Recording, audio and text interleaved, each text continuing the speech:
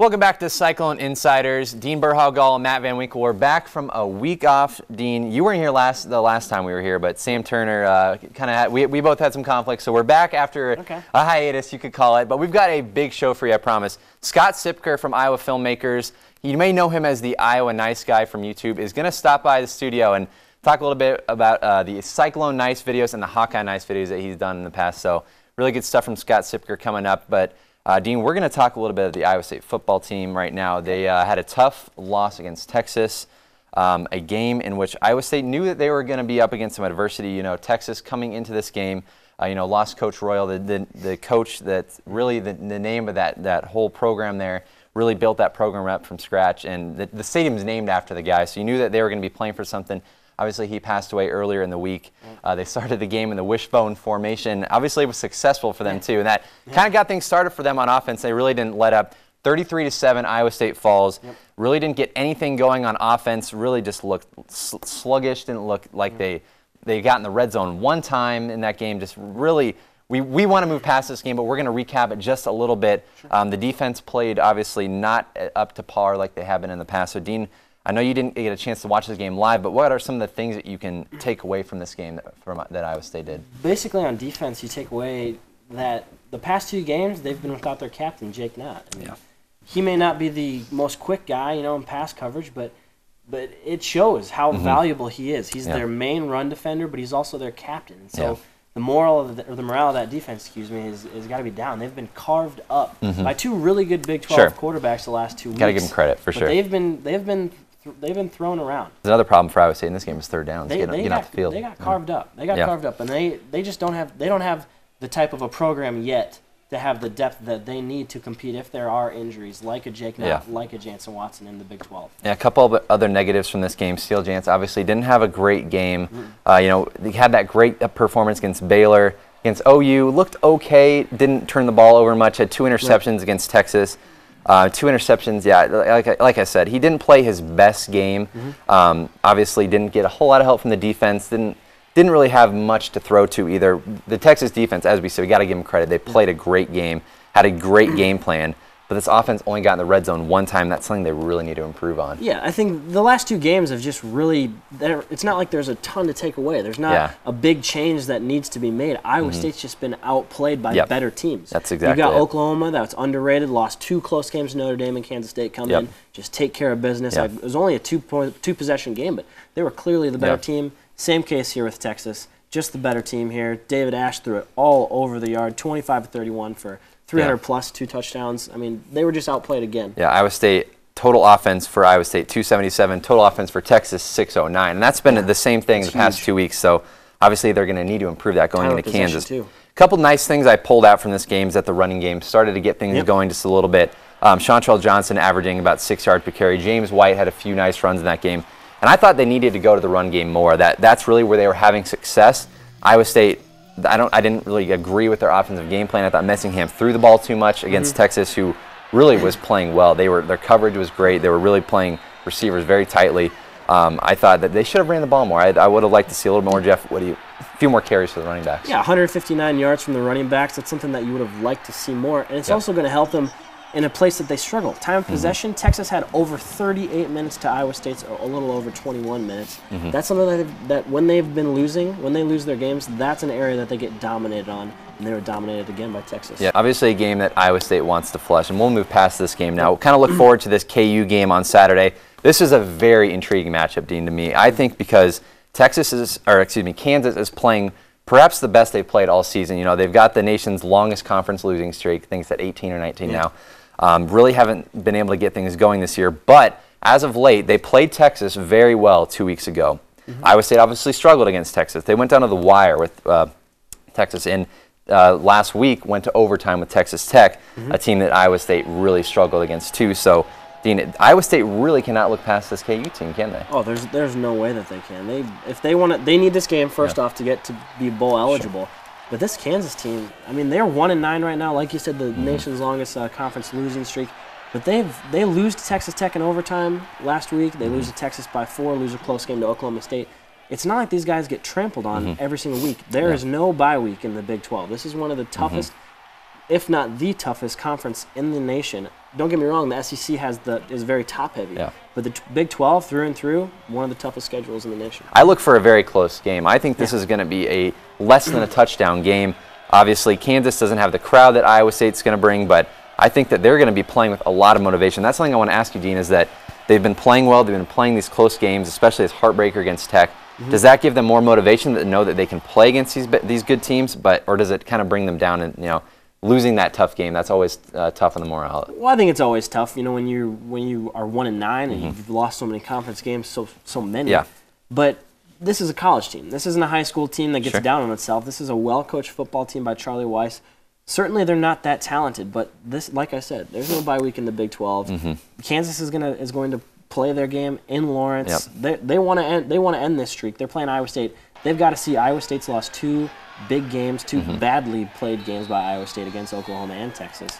And they've got a chance to end that streak in Lawrence at the end of the year against Iowa State. And where they've been having successes on the ground in the running game, they've really been running the ball well. They've got 2 guys, in Tony Pearson and James Sims, who really have been rushing the ball well, and they're actually 21st in the NCAA right now in rushing yards per game, just over 200. And that's something Iowa State's been struggling with. So if they can slow down the run, they don't really have a great passing game. Obviously, they've been kind of flip-flopping between quarterbacks, injuries. Michael Cummings played against Texas Tech, had a couple touchdowns there. But I think slowing down the run is really going to be the key to success in this game. Yeah, Iowa State's defense, number one thing that they say every week is the number one priority is to stop the run. So that's that's a big thing. They've got 2 running backs. You got 657 yards, 875 yards. They're talented. Yep. They are talented. They're a Big 12 team. That's going to be the biggest thing for Iowa State to stop is the ground game. Yep. Make them one-dimensional. Iowa State could become bowl eligible for the 2nd straight year. Should be a great game. I'm really looking forward to this. It's at 6 p.m. down in Lawrence. I'm not sure who's covering this game, but it should be a good one nonetheless. Should be a great game. I wish it was at home because I think if Iowa State was playing home, I would feel much more comfortable about this win. But obviously on the road, it's going to be tough. Scott Siepker is going to be joining us in studio next. You may know him as the Iowa Nice guy on YouTube. He's going to come talk to us about his new videos, Cyclone Nice and Hawkeye Nice. You won't want to miss that. You're watching Cyclone InCYders. Welcome back to Cyclone InCYders. Matt Van Winkle, and joined in studio by a special guest. You guys may know him as the Iowa Nice guy on YouTube. His name is Scott Siepker. Scott, thanks for joining us. Appreciate it. No problem, Matt. Thanks for having me. And Scott he does a lot of stuff. He's an Iowa State graduate. He's the host of Iowa Outdoors on IPTV. He's a teacher at Drake. He does so much stuff around the community. Scott, thanks for coming in. And we just want to talk to you quickly about kind of what these Iowa Nice videos are and kind of how they started. So what's kind of the story behind the Iowa Nice and maybe the Cyclone Nice and the Hawkeye Nice videos that are kind of it started now many years ago, 3 years ago when Brendan Dunphy and Paul Benedict and I got together and we started making film. And so we did, and we started with a project called Valentine Road, which is about Iowa in the 1930s, and we just get to go around and we kill a lot of people and shoot cool guns and save pretty girls. And that turned out to be a pretty expensive project, and so we started to focus more on shorter media, and we came up with these cinematic moments, something that Paul came up with, and one of them was a Valentine Road project. And then Paul happened to be driving around listening to NPR during the caucus time, and how they were describing Iowa did not sound anything like what he knew Iowa to be. And so he had this cussing going on in his head, and he thought, this is funny, I should put this down in a script. So he put it down, sent it to me, I read it, and oh man, I was crying, I was laughing so hard, especially towards the end, the we wave because we're nice sort of thing. Oh man, I was laughing so hard. So we threw that together on December 31st. Well, we started filming on December 31st, then stopped to party, of course, and then finished it on January 1st, and then by January 2nd, we were way up on the count of YouTube, and Rachel Maddow, BBC, CNN International were calling, and that started down this road. And right away, of course, everybody said, hey, will you make a sequel? Will you make Iowa Nice 2 or whatever it would be called? And Paul and I didn't quite have that in us. I reference always a story, the Pixar guys, when they did Toy Story 1, everyone right away said, do Toy Story 2, and they just said, we don't have that in us right now, so they did A Bug's Life, which was very successful, of course, and they eventually got to Toy Story 2.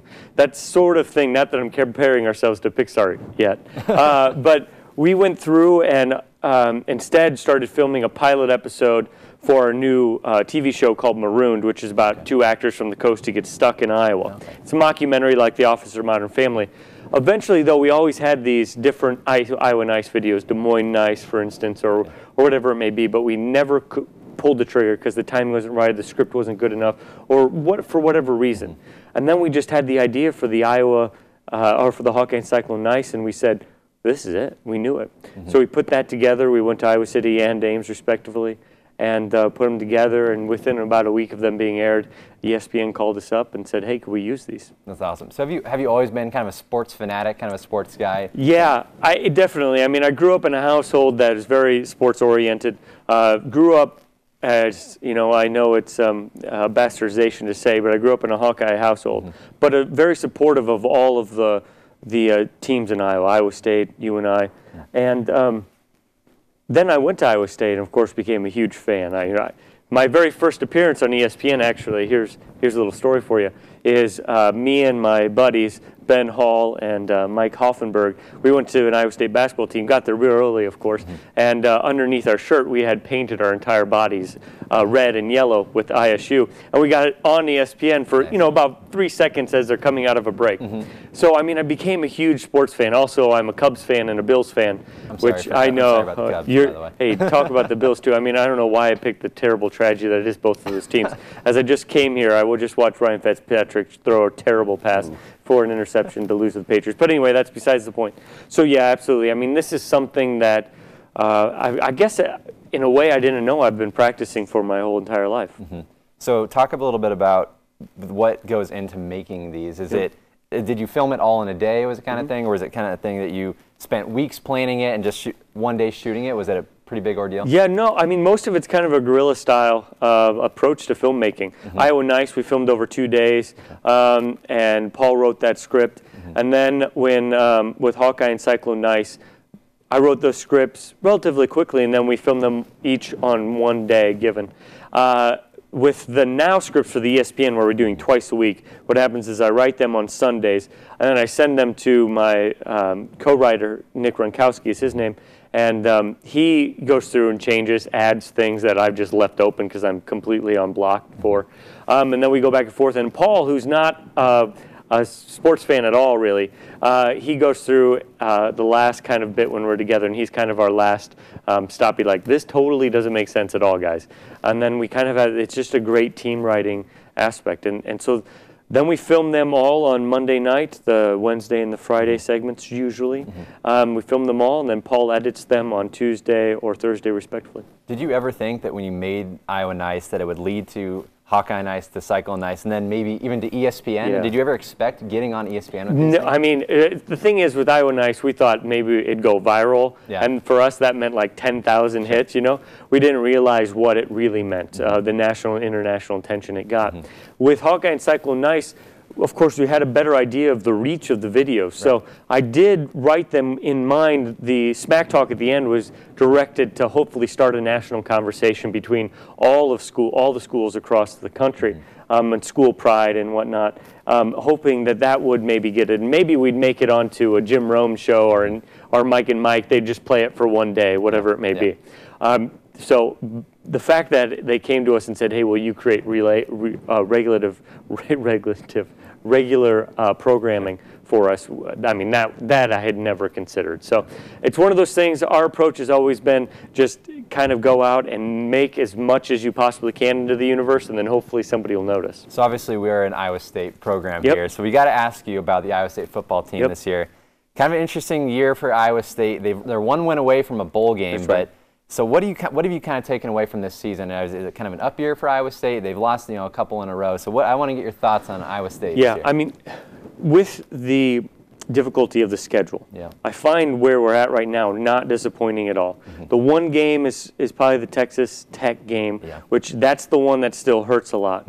But it feels like so far we've gotten to the place now where we win the games we're supposed to, the Texas Tech with the exception, and we've lost the games that we probably shouldn't have won. I'm still waiting for that big Paul Rhodes game where he wins the game when he's not supposed to. Some people might say that was the TCU game this year, yes, which was you're right. Yeah, absolutely. I was hoping, of course, it would have been one of these last 2 weeks, but maybe it'll come in a bowl game against a bigger opponent, because I think we definitely can take down Kansas. I think we should, if not be favored, it'll be a toss-up game between West Virginia.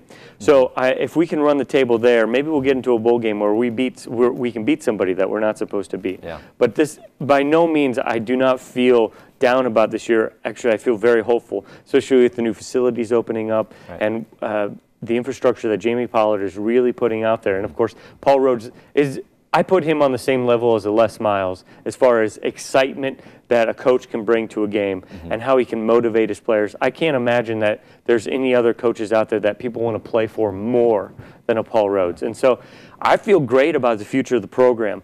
Moving forward, of course, it might change if we lose to Kansas, but I don't think we should. I mean, it's always hard to get up to go down to Kansas because there'll be about as many people as went to my flag football games in 6th grade, where I did score a touchdown in the final game, just so you know.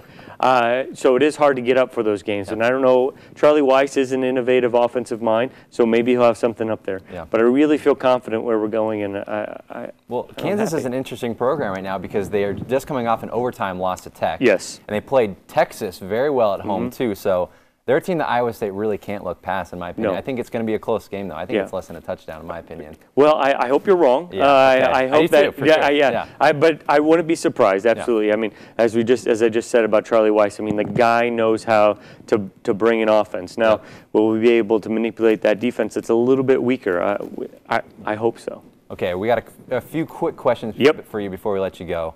Steele Jantz or Jared Barnett, right off the bat? Oh, boy. I mean, can we combine them into one and create another Seneca Wallace? Like a Sam Can Richardson? We never know. That's right. Like Steele Jantz, you know, he can move around the pocket. Yeah, absolutely. Jared Barnett can run the zone read. So Right. we haven't seen Sam Richardson, but what we hear from coaches that he can do a little bit of both. So. Yeah, well, hey, maybe that's the future of the program. Hey, you never know. I mean, for right now, I mean, I like the Steele Jantz's ability to just take a game and all of a sudden he's a streaky player, and if he can get that positive streak going, I mean, he's a lot of fun to watch. Yeah. Okay, you were an Iowa State grad. So when you were here, it was Dan McCarney. Yeah. Paul Rhodes. Who do you got?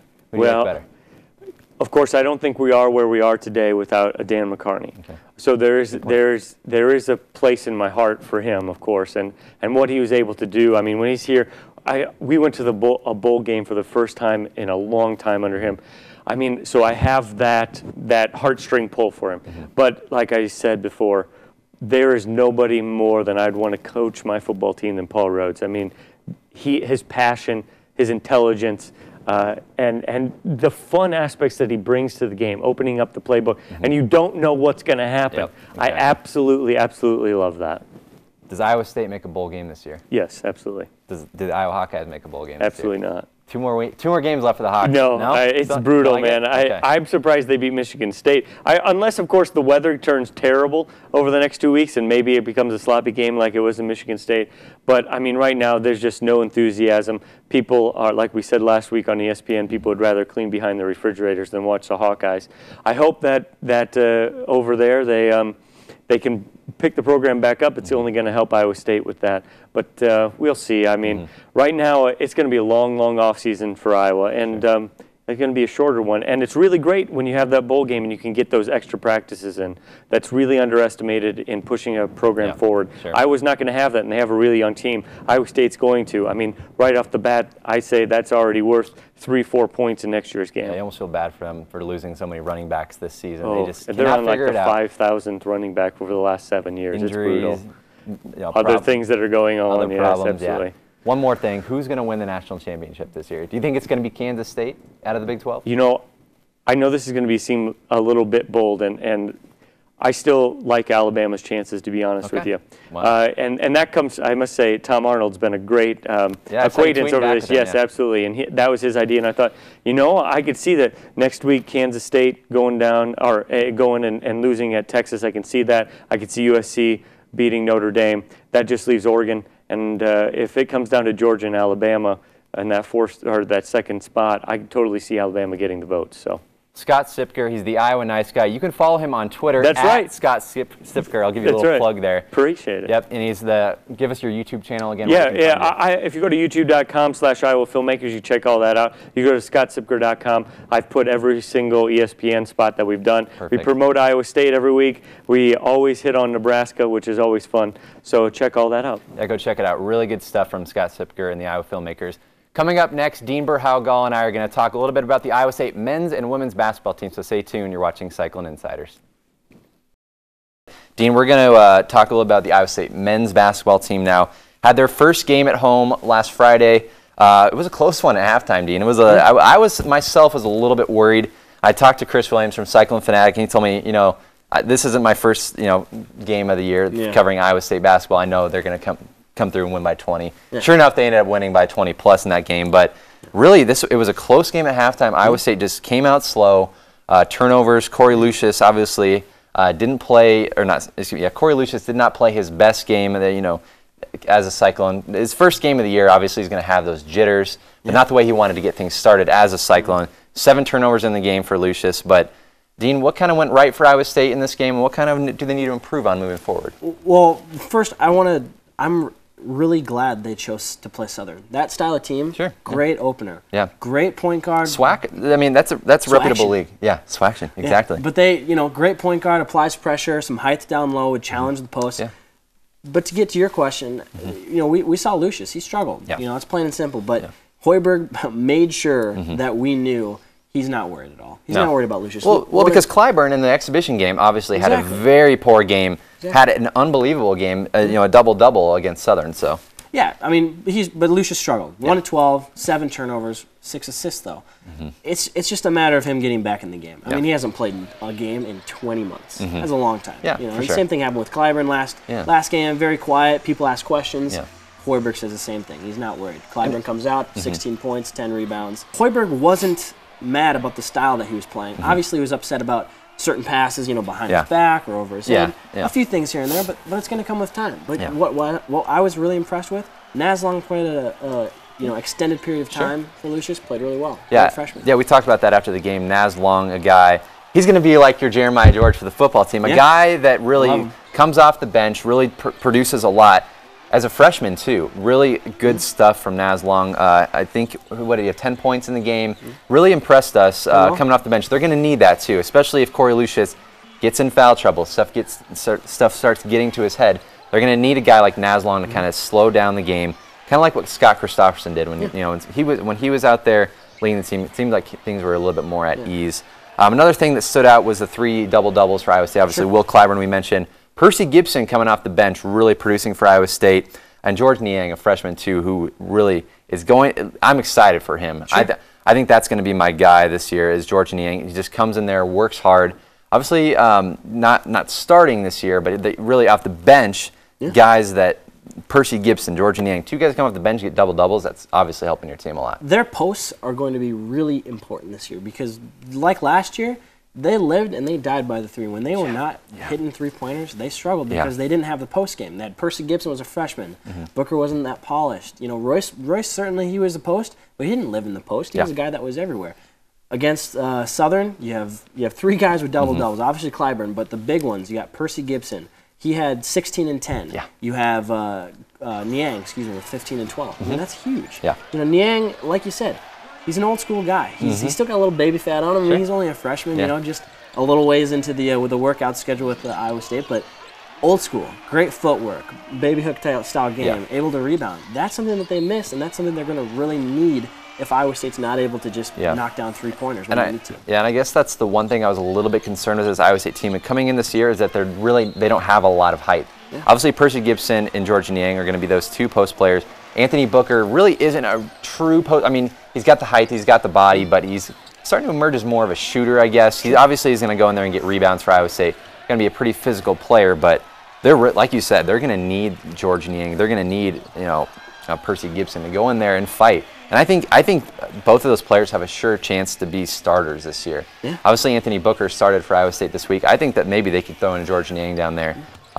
2 solid post players with he and Gibson obviously two guys that they are going to need to produce this year. McGee might be the most important player on this Iowa State team. Okay. Both games that they've been out there, he has been the best player on the court on both ends. See, the last 2 games, you have Chris Babb, who sat out for 2 because he's suspended. He's out for 1 more. True.